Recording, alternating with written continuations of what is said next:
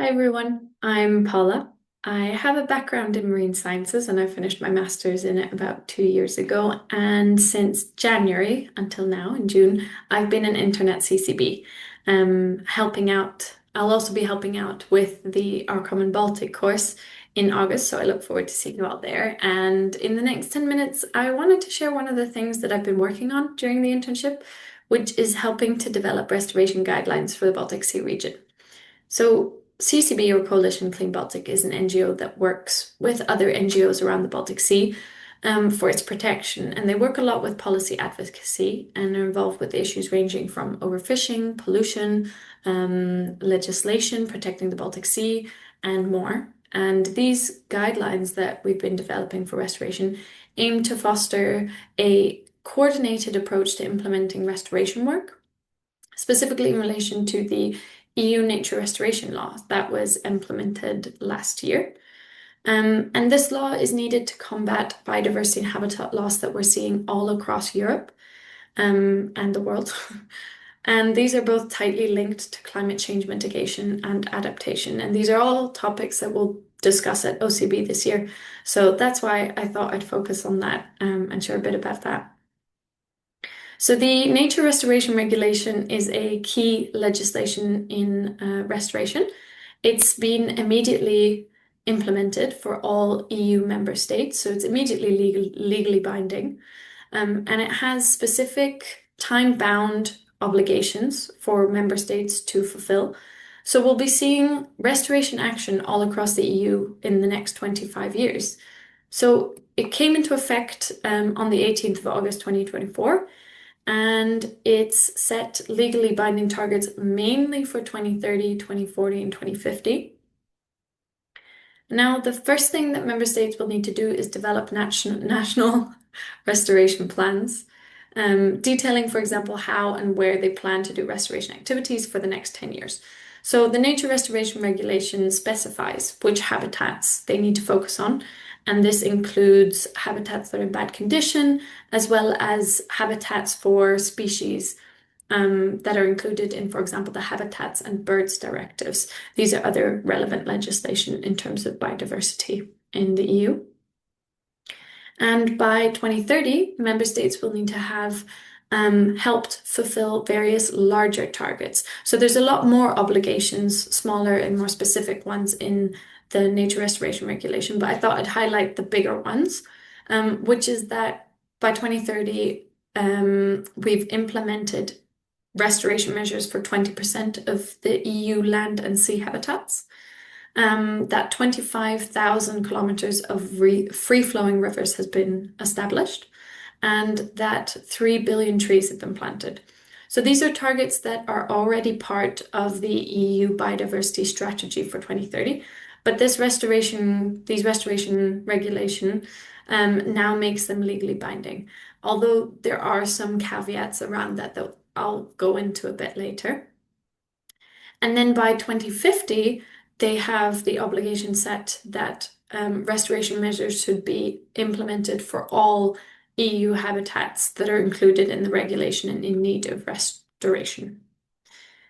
I wanted to highlight a bit about Latvia since that's where we're going for the Our Common Baltic course this year. And it has a very rich diversity of Baltic Sea habitats, which you'll find out the course as well. And this includes coastal dunes, meadows, reef habitats. And so the Nature Restoration Regulation requires Latvia to start implementing restoration measures for all of these habitats in need of restoration. And for the restoration plans that I mentioned that countries will have to develop, they will need to start by answering various questions, such as what is the current status of Latvian habitats, which ones need to be restored, how much area do we need to restore, and which restoration measures should be implemented for each habitat. But of course, it isn't all just starting now with the nature restoration regulation. There's already a lot happening and changing in the Baltic Sea region and specifically in Latvia as well. So if we focus on the marine environment, we see that there are a lot of pressures in the Baltic Sea, and one of those is the need for renewable energy. So there's been an expansion or more pressure on building a lot of offshore wind energy. And in Latvia, that's currently rapidly expanding, and there's a lot of issues with it. For example, that the areas of interest for offshore wind energy, they overlap with areas, for example, that are both biodiversity hotspots. And at the same time, Latvia is undergoing various legislative changes. So they're developing management plans for the marine protected areas that they have. And they didn't have this or valid ones already. So these are going to be confirmed by the end of 2025. And they're also making changes to the marine protected areas themselves. So there's changes in the borders or areas of the marine protected areas. And there's also been new ones being suggested, especially in the exclusive economic zone, which is an area further out to sea, but that's still under Latvia's jurisdiction. So in Latvia, the Life Reef project is working on it. And they're trying to incorporate source to sea approach, which I'll mention later, as well as the EU biodiversity strategy into these MPAs and the management plans. Now, I didn't work on this during my internship, but it was something a colleague is working on now. And working at CCB Secretariat, you learn a lot about what other people are doing as well. So it's the Helcom Protect project that CCB is part of, and they're looking at MPAs and management plans all across the Baltic Sea region. And since every country has its own situation and own plans and mechanisms, it's quite a task to put it all together. And if we come back to the nature restoration regulation now, we can see that the connection between climate change and restoration is recognized in the nature restoration regulation. In part, that's done in the preamble. And so, for those of you who aren't familiar with legal texts, the preamble serves as a type of argument for the necessity of the law and a documentation of the current situation. And I'm sure you're all familiar, but what it mainly highlights is that climate change drives environmental change through, for example, sea level rise, rising temperatures, ocean acidification, wildfires, things like this. And this drives habitat and biodiversity loss. But it's the healthy and biodiverse ecosystems that are needed to combat climate change and its impacts. So they provide nature-based solutions to climate change mitigation and adaptation by, for example, carbon capture in seagrasses and soft sediments, or dunes providing natural coastal protection against storms that are exacerbated by climate change, which is something you'll see at OCB. And these restoration actions will then help address climate obligations from other laws, as well as create a climate resilient Europe. That's the argument made. But the nature restoration also accounts for climate change when it comes to the actual obligations it set. So exceptions, for example, can be made to some of these obligations when it comes to, or when climate change is driving habitat deterioration. So exceptions like these are one of the points of worry in the nature restoration regulation. Certain obligations under this law don't need to be fulfilled to the same extent if, for example, global warming is a thing leading to the degradation of their restoration area, or if there's a case of overriding public interest. So this refers to things like national defense activities or constructing renewable energy facilities like offshore wind. And now, in principle, these exceptions make the restoration obligations realistic and more flexible to the current real-world situation. But the worry is that they can be taken advantage of, meaning we might not actually really see implementation of effective restoration. Now, a second major point of worry in the nature restoration regulation is that the actual legal obligations are effort-based, meaning member organizations need to put in place measures that aim for restoration, so they need to put the effort in, but the obligations are not to actually achieve restored habitats most of the time. So you'll often read phrases like member states shall put in place measures which aim to ensure that this or that is fulfilled. And to ensure that the nature restoration regulation actually results in effective restoration and ultimately a good environmental status on a whole in the Baltic Sea region, CCB and I have been developing these restoration guidelines, which are still being finalized. Now, I wanted to highlight just a few of these points or recommendations in the restoration guidelines we made.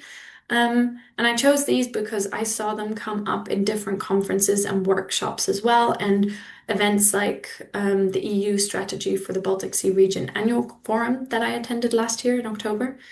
So we already highlighted that restoration is climate related, and in the restoration guidelines, there's an emphasis on that it really is a climate related policy, um, because of incorporation of things like carbon capture habitats. What I want to go into a little more detail is cross-border and source-to-sea approaches, as well as active and passive restoration. So, according to the Nature Restoration Regulation, countries need to each develop their own national restoration plan and fulfill their restoration obligations in their countries. But habitats and species don't live in or adhere to national borders, and neither does climate change or certain environmental pressures. So in the map on the slide, you can see the Baltic Sea region with national borders, including each country's exclusive economic zone in the Baltic Sea. So the dotted line shows you the region that each country is responsible for. On top of that, I've put in yellow a data set that shows, just as an example, a reef habitat. And you can already see that it's cross-boundary. It's not adhering to national boundaries, and neither do, for example, mobile animals or habitat expansion and things like this. So rather than individual plans and actions, CCB and other organizations are calling for a coherent and coordinated approach across the Baltic Sea region. But as you might have seen earlier, legislative situation, for example, in Latvia is complicated and it's different in each country. So such coordination, while it's needed and it's often like stated that we really need it, it's not always that easy to achieve. Now, another main point from CCB's restoration guidelines is the source to sea approach. In this image, I put the Baltic Sea catchment area. So that's the area for which rivers and water inputs flow into the Baltic Sea, meaning that activities even in Ukraine have an impact on the Baltic Sea, from nutrient inputs to chemical and medical waste pollution. Now, I mentioned that one specifically because it's also something CCB is involved in through the Ukrainian Green Recovery Plan, if that's something you're interested in. And either way, in this area, even inland activities have an effect on the Baltic Sea. So if you try to restore a Baltic Sea habitat, you need to consider the entire area that can be impacting it, as these are often drivers of degrading habitat quality. And that leads me to my next point, which is that for effective restoration, we need both active and passive restoration. Now, if you think about the river catchment area, I just showed you, things that happen upstream can have a negative impact on habitats downstream. And passive restoration involves reducing those pressures, allowing thereby habitats to recover naturally. In the image, you can see a map of the Baltic Sea showing cumulative pressures from human activities on the Baltic Sea, with high pressures in red. Those will need to be reduced in order for habitats to recover properly. Now, passive restoration can be more efficient and less costly than active restoration, but still, we do need active restoration for some habitats in order to allow them to recover. Things like planting seagrass or maintaining the right balance of species in grey dunes, for example, which I mentioned because it'll come up at OCB. I wanted to leave you with just some questions that you can think about, because this is a really big topic and we only just scratched the surface. And if it's interesting to you, we can discuss a bit amongst ourselves when we see each other at OCB. These questions are things that are further looked at in the restoration guidelines, but also came up in various meetings and various things that I attended throughout the internship. So feel free to pause the video here and have a read through them, and maybe we can discuss them another time.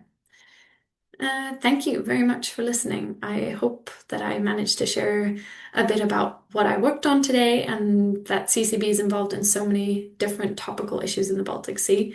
During my internship, I also worked on, for example, the critically endangered Baltic harbor porpoise, and carbon capture and storage in the Baltic Sea, and got involved with various other parts of CCB.